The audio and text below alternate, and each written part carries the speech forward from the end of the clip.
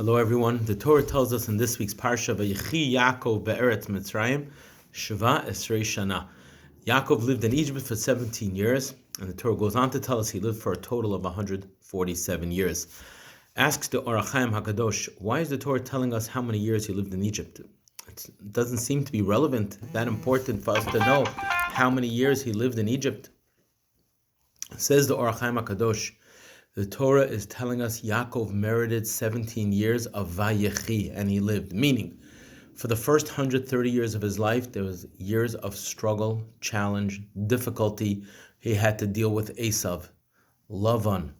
He had to deal with this story with Dinah. He had to deal with being separated from Yosef for 22 years. Constant struggle, constant service of Hashem through challenges and struggle. Finally, he merited 17 years of Vayechi, blissful, serene years, tranquility, just serving Hashem without any problems. It would seem that this is a great thing, to merit Vayechi. But Rav Hirsch says it's not all good. For the first 130 years of Yaakov Avinu's life, Yaakov, we know, had the title as one of the Avot. He was one of the three Avot. We have to understand, what does that mean, that you're an Av? You're one of the fathers of the Jewish people. Perhaps we could explain it with a simple mashal. A person wishes to cross the sea, and he has two ways of getting across. He could swim across, or he can build a bridge. If he chooses to swim across, he has done something for himself. But if he builds a bridge, he's done something for future generations. When the Avot struggled and accomplished all of their things that they accomplished, all the tests that they had to pass, etc., throughout their lifetimes, they didn't just swim across. They didn't just accomplish for themselves. Because of the nature of the struggle, they acquired the nisayon. They acquired that trait.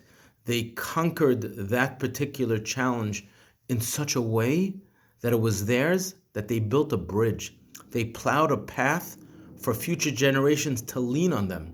When a father struggles to accomplish something, it's going to carry over to his children. And that's what it means. Yaakov Avinu was an Av, but that was due to his struggle. That was the first 130 years. The last 17 years, he merited a life of Vayechi.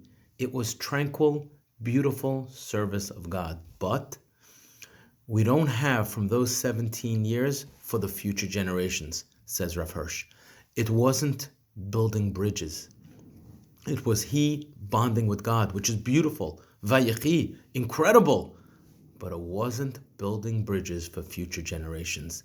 When we struggle, we plow a path for ourselves to go through it, and for our children and grandchildren. When we acquire something with struggle, it's well worth it. Shabbat Shalom.